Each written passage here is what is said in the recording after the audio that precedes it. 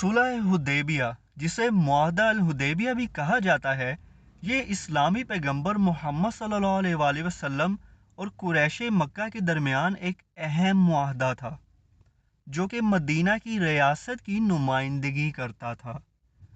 آپ کو پتہ ہے قریش مکہ پہلے ہمارے نبی صلی اللہ علیہ وآلہ وسلم اور ان کے ساتھیوں کو جو کہ مدینہ میں موجود تھے انہیں ایک پاور تسلیم کرنے کو تیار نہیں تھے، لیکن یہ جو معاہدہ ہوا تھا صلح حدیبیہ کا، یہ اس بات کی عکاسی کرتا تھا کہ قریش مکہ نے ہمارے نبی صلی اللہ علیہ وآلہ وسلم اور ان کے ساتھیوں کو ایک پاور کے طور پر تسلیم کر لیا تھا۔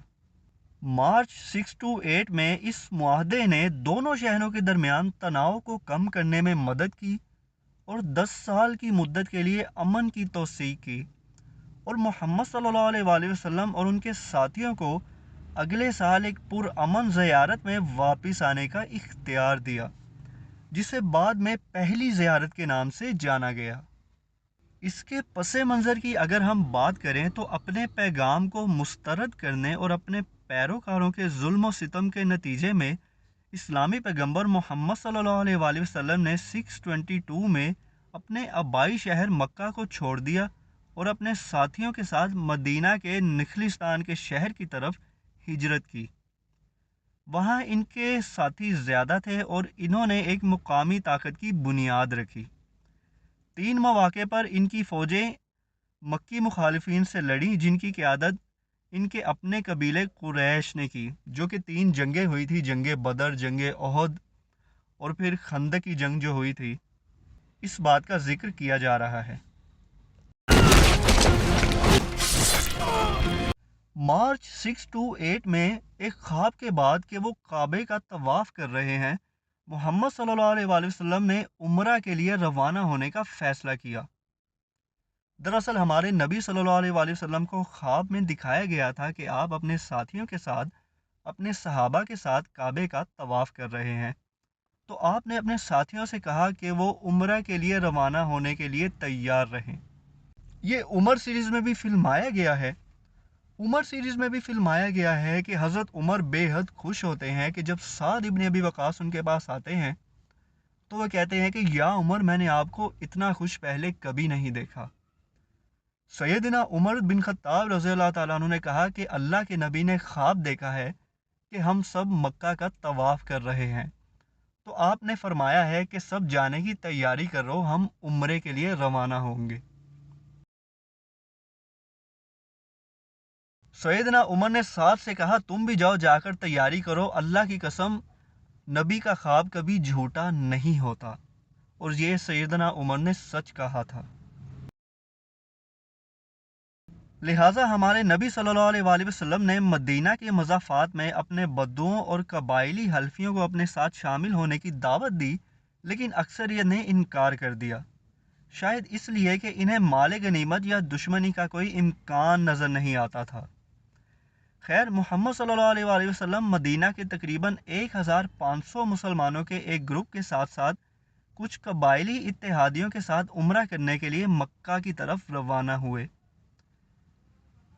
اس بارے میں متضاد بیانات ہیں کہ آیا کہ مسلمانوں کے پاس ہتھیار تھے یا نہیں۔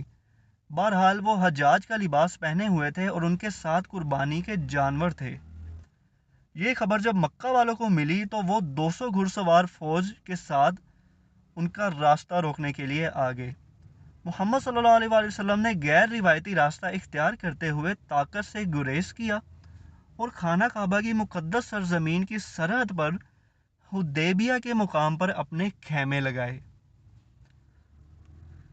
قریش نے اپنے قاصدوں کو ان سے مذاکرات کے لیے بھیجا، جن کے پاس انہوں نے اعلان کیا کہ وہ صرف حج کے لیے آئے ہیں، ان کا کوئی مخالفانہ ارادہ نہیں ہے۔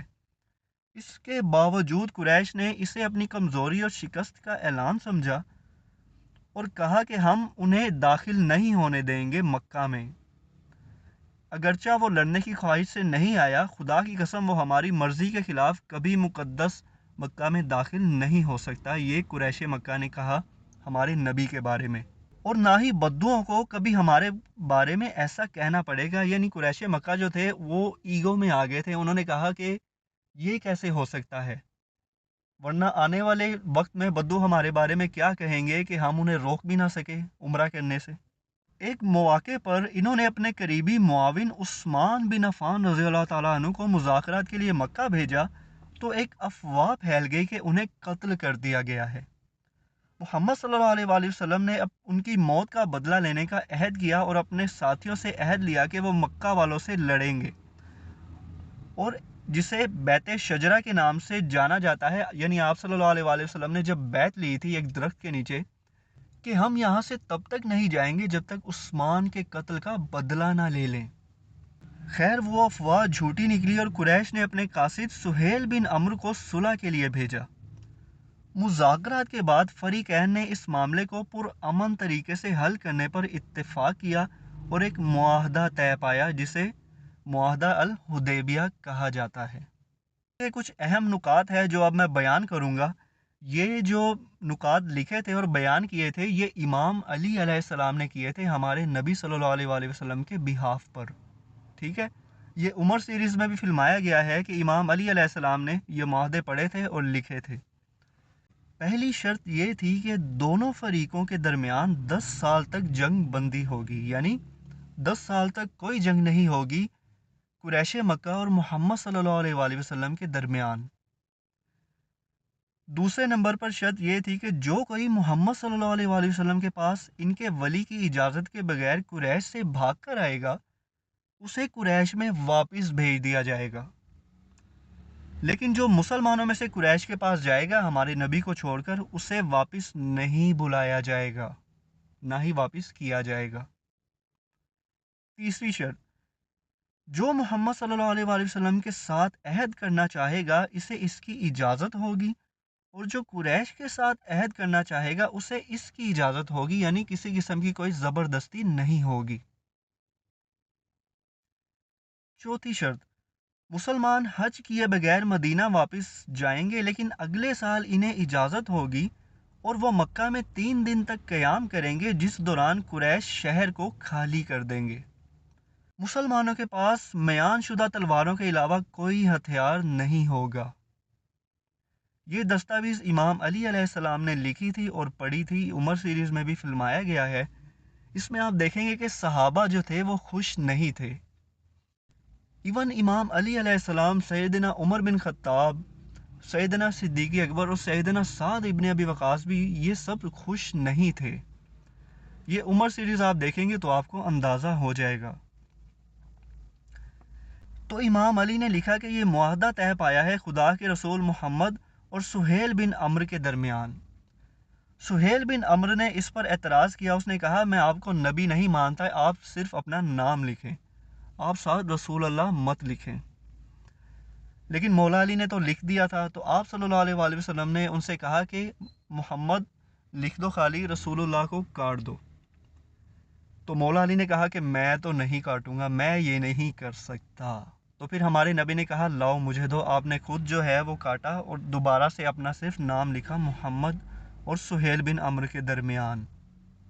اس کے بعد جب یہ معاہدہ طے پایا گیا تو ابا جندل جو تھے وہ ان کی کہانی بڑی دردناک ہے، ان کی میں الگ ایک ویڈیو لے کر آؤں گا۔ یہ کسی طرح سے وہاں سے بھاگنے میں کامیاب ہو گئے، لیکن یہاں معاہدہ ہو چکا تھا، تو پھر مسلمانوں نے انہیں واپس جانے کے لیے کہا۔ ابو بکر نے کہا کہ آپ واپس جائیں، انشاءاللہ اللہ تعالیٰ آپ کے لیے کوئی اور راستہ نکال دے گا۔ ان پر میں ایک الگ ویڈیو لے کر آؤں گا۔ تو یہ وہ معاہدہ تھا صلح حدیبیہ کا